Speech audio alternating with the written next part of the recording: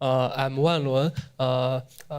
I'm thrilled to be here to share our latest research work, the Beatrix redirections robust backdoor detection via graph matrix. And this work was done in collaboration with Derry, Ruoxi, Minhui from Cyrus Data 61, and Sen Yang from Swinburne University. With the rapid growth of the deep learning technologies, deep learning applications are widely adapted in different industries, such as healthcare, autonomous driving, manufacturing, and so on. But unfortunately, the deep learning models are vulnerable to a range of security threats, such as the privacy breaches, adversarial attacks, and the backdoor attacks. Of those threats, one of the most harmful is the backdoor attack. And this type of attack occurs during the training phase of the deep learning models, in which the attacker aims to embed the hidden malicious functionality into the victim model. And the model corrupted in this way will behave normally on the benign samples. However, this corrupted model may classify the trigger carrying samples to the attacker's desired target class. For example, this stop sign that is corrupted by the attacker-designed backdoor trigger will be misclassified as the speed-limited sign by the navigation system in the self-driving car, and this may lead to the fatal consequences for the drivers and the passengers. Although the various backdoor attack has been proposed in this research community, but most of them have the universal backdoor settings. That means that there is only one universal trigger, and any clean samples with that trigger will be misclassified to the target class. However, fortunately, most of the existing defense methods can successfully defend against this type of attack. And the second type of backdoor attack is partial backdoor attack, also known as the source-specific backdoor attack. And in this attack, only the samples in a specific source class can activate this backdoor and be misclassified to the target class, while the other samples from the other class will not activate this backdoor.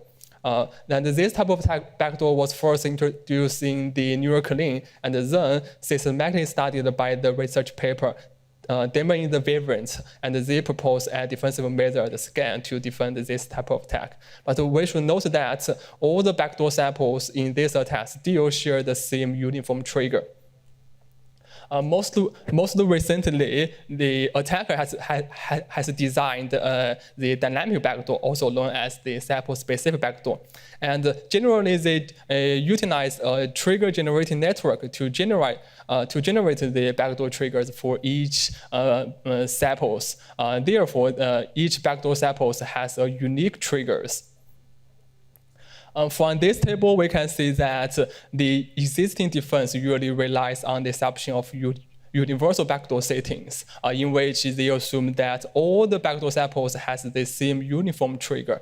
However, in the new attack paradigm, the dynamic triggers are vary from sample to sample. This breaks the fundamental assumption of this existing defensive method.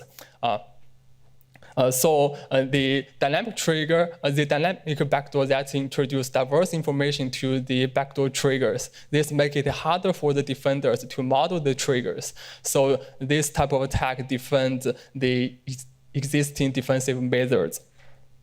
So in order to detect the dynamic backdoor, we face some challenges compared to the traditional universal backdoor attack. In dynamic backdoor, we can see that the clean and the poisoned samples are deeply fused in the original feature representation space. So the defensive methods such as the activation, clustering, scan that directly analyze the original representations may not work in these situations.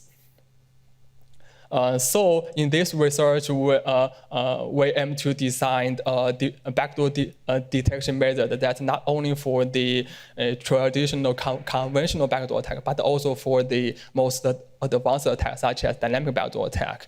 And here is an overview of our proposed method, Beatrix. Beatrix has three main components, including feature modeling, deviation measurement, and identifying the infected labels. Let's first look at the feature modeling component.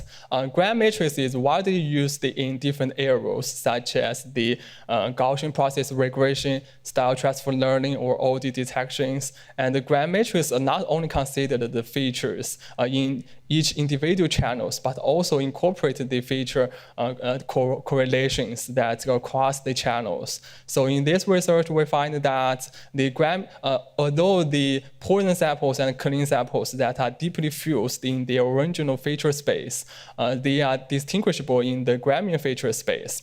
This indicates that the Gramian matrix is effective tool for the feature modeling that can capture the anomalies in the activation pattern induced by the poisoned samples. As for the theoretical justification of the use in gram matrix, you can refer to our paper for more details. We transfer the original feature representation to the Gramian feature space, and then we use the deviation measurement to compute the deviation value of the poisoned samples.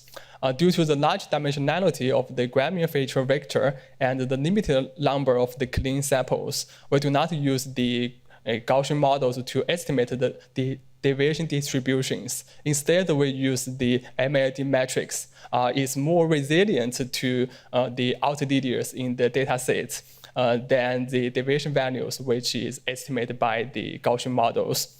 And as for the threshold determination, we employ the bootstrapping to compute the deviation distribution of the benign samples. Then the detection threshold can be determined by the defender when they can choose the different percentiles, like the procedure in this strip.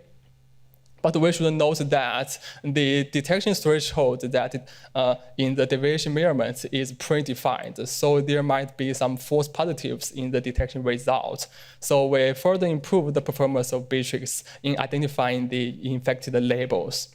In the presence of the backdoor attack, the feature representation of the samples in a given class, for example, the infected class, that can be considered as a mixture of two subgroups.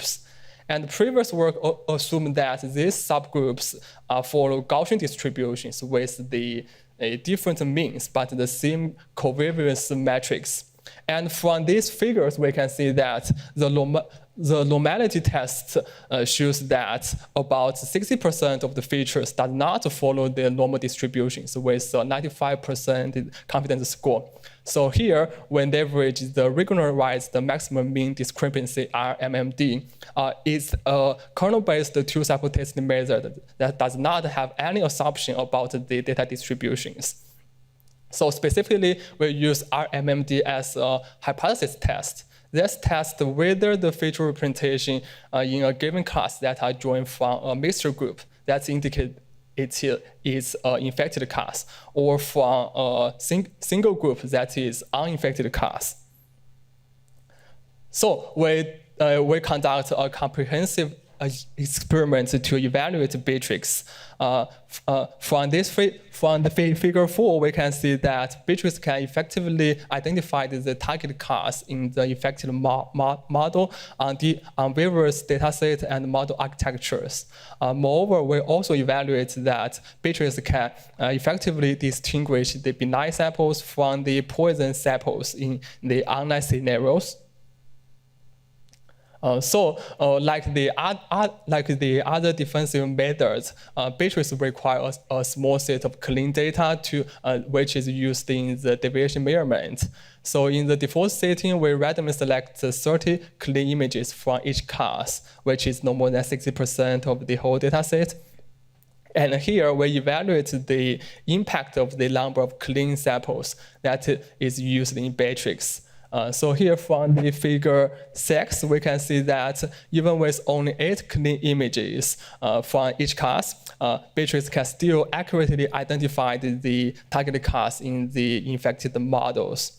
Also, we tested the robustness of Beatrix when the clean data is moderately contaminated by the poisoned samples. So from the figure 7, we can see that Beatrix is still effective when no more than 16% of the clean images per class are contaminated. So in the feature modeling component, we use the gram matrix to and its higher order forms to capture the feature anomalies in the activation patterns. So here we find that if we incorporate higher order form informations, this will induce more computational overhead, and this overhead is very important for the detection test when it's using in the online scenarios. So it's crucial to choose an appropriate set of orders to achieve a better trade-off between the effectiveness and the computational overhead. So from the figure 8, we can see that it's sufficient to utilize up to the third or the fourth order informations to distinguish between the poison samples and the clean samples. We also compare the Beatrix with some state-of-the-art defensive methods under 2 different scenarios. In the offline setting, the defender aims to identify the target class in the infected model. And in the online settings, the defender aims to determine whether a single sample is benign or malicious. So from these figures, we can see that when defending against the universal backdoor attack, Beatrix can achieve almost the same performance compared to the state-of-the-art defensive method. But from these figures, we can see that when defending against the dynamic backdoor attack, things become different. The baseline method that relies on the assumption of universal backdoor cannot effectively defend against the dynamic backdoor attack. And we can also see that Beatrix can successfully defend against not only the universal backdoor attack, but also the most advanced attacks, such as the dynamic backdoor attack. We also test the robustness of Beatrix against other attacks. So from these 3 figures, we can see that Beatrix also robust. She's also robust when defending against attacks such like the invisible sample-specific backdoor attack. This is another type of dynamic backdoor attack, and the reflection backdoor attack. And this is a type of clean label attack. And the bad encoder attack. This attack is used in the encoder as a services. And as for more evaluation results about the backdoor attack in the speech recognition and the text classification domains, you can refer to our paper for more details. Finally, we evaluate Beatrix against the adaptive attack. So here, the goal of the attacker is to force the activation pattern of poison samples to those of clean samples, so that the Beatrix may not be able to distinguish the poisons from the cleans. So here we add an adaptive loss to minimize the distance between the poisoned and the clean samples in a given class based on multiple high-order gram matrix. And from these figures, we can see that the detection performance of Beatrix slightly decreased when the hyperparameter lambda increased from 0.05 to 0.5. But when the hyperparameter lambda increased to 1, Beatrix becomes less effective. And however, in this scenario, the model performance, the accuracy on the clean samples also degrades a lot. And this will alarm the model users to find that this model may be corrupted. So that's all for our research, and here are some takeaway points. First, the previous defense that heavily relies on the premise of universal backdoor trigger. Once this prerequisite is violated, they are no longer effective. And the gramming information is a statistically robust deviation measurement for backdoor detection. And finally, Beatrix can successfully defend against the backdoor attack, not only for the universal ones, but also for the advanced attacks such as the dynamic backdoor attack. Yeah, that's all. I'm happy to take questions. Thank you for this interesting talk. So I didn't hear maybe very well. What are the assumptions about the trigger, the size, the location, and all that stuff about the trigger for the dynamic attack? Yes, in the dynamic backdoor attack, for the position or the trigger size, they also use the generators to optimize it. So they didn't predefine the trigger size or the trigger positions. So the performance is stable.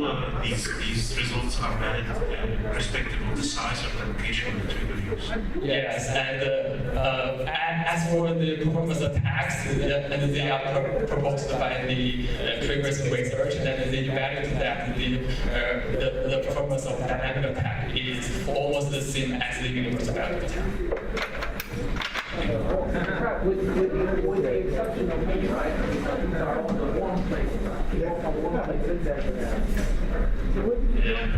Thank you, Gerdau. Perhaps a more general question. What is a typical attack vector for one of these backdoor machine learning models? Like, how would you introduce your backdoor model to a user? Yes, here are almost the two types of scenarios.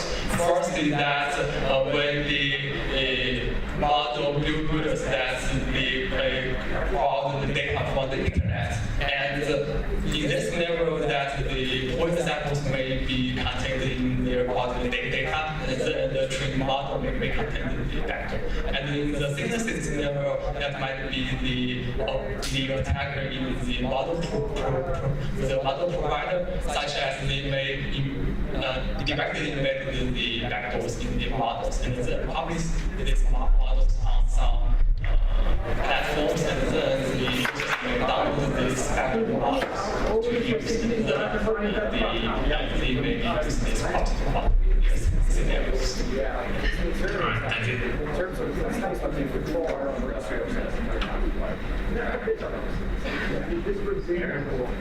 I'm just kind of wondering, because if you decide why feedback signal is happening,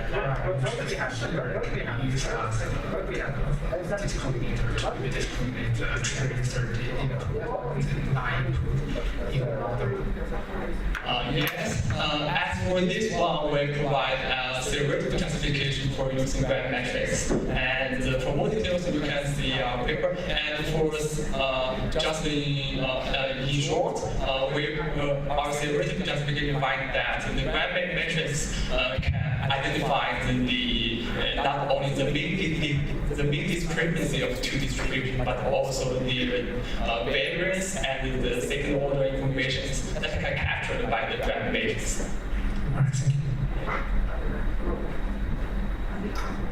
Yes, we have time for one more. Hi, thank you for the great work and great presentation. And actually, I have some questions. So I saw that actually you use different values, the different exponential values to form your grid matrix, like from the g to the power of 1 to g to the power of p. And I was wondering, do you have some observations about which exponential value gives you the best performance to distinguish between the clean inputs and the malicious inputs? Yes, generally the lower value of P is more effective, but there is also, as I mentioned, there is also a trade-off between if we need to incorporate the higher order information, because this will bring more computational overhead. So we will try to find a better trade-off between the higher order information and the computational overhead. Okay, thank you.